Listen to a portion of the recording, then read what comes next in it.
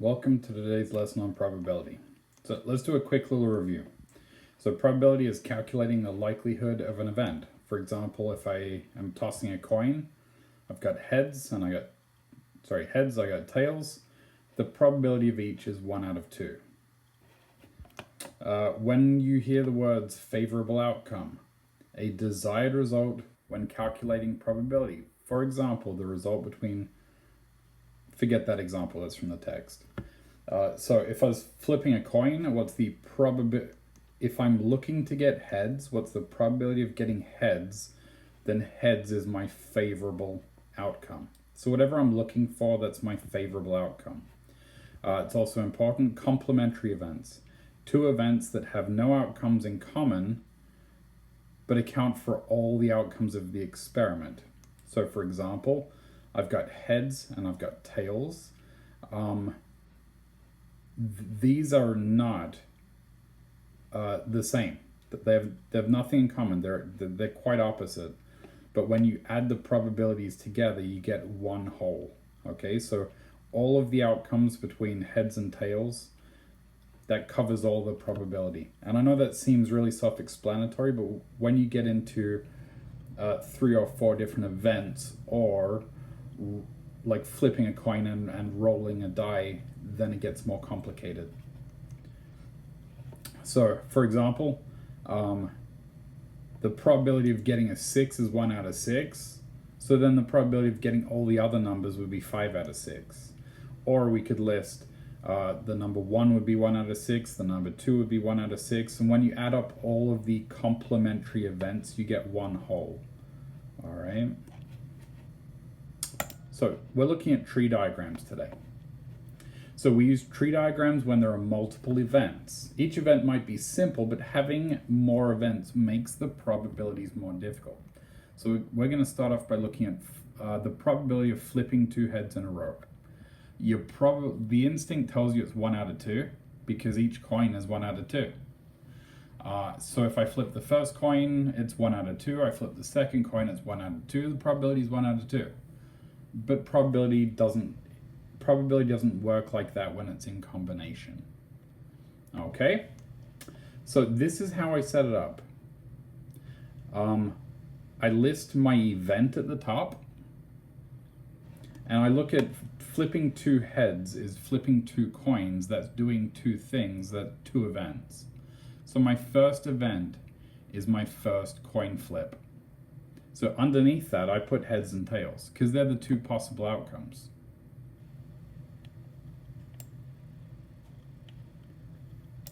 When I move on to event number 2, that's my second coin flip. Again, it's heads and tails.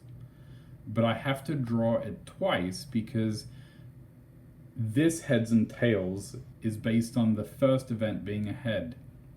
The second heads and tails is based on the first event being a tail. So after I've done that, I'm doing 2 events, I'm doing 2 coin flips, I'm looking at my probabilities.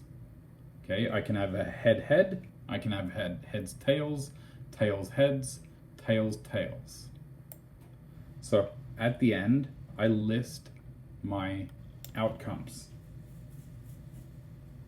And when you set it up like this, it's very difficult to make mistakes. If you don't set it up like this, it can be a bit confusing. So after I've done all of my events, I can go back to my question after I've done my tree diagram, and I can actually do it now. What's the probability of flipping 2 heads in a row?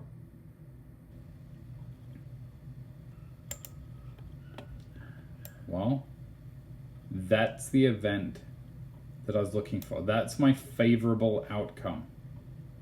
Okay, 2 heads in a row.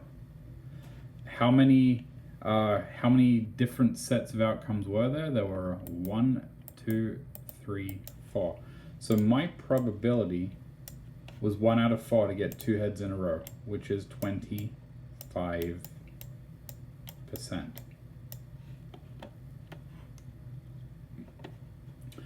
Quick little trick for you. If I have 2 events, and my first event is a coin, that's 1 out of 2. My second event is a coin, 1 out of 2. We've already done this year. If I multiply the tops, I get 1. I multiply the bottoms, I get 4. Okay, it's not always quite that simple. Okay, but that's how it works in combination. Okay, so let's see if you can do one with me. So we got a spinner with 3 sections. Try this. What's the probability of getting purple twice in a row? So pause the video and see if you can do it. Welcome back. So you should have started with your first event. You should have orange, blue, or purple. If you had that, that's great. If you didn't have that, maybe pause it and restart from here. Okay, let's go on to the second event. Our second event, we do the spinner again. So we could have orange, blue, or purple. Orange, blue, purple, orange, blue, purple. You notice it's the same format as the coin, but I've got 3 outcomes each time instead of 2. So it looks more complicated, but it's not. Just realize my second spin could be one of 3 things. But that second spin is dependent on what happened in the first spin. That's why there's so many more limbs on the tree. So after I've done that, I should list all of my outcomes.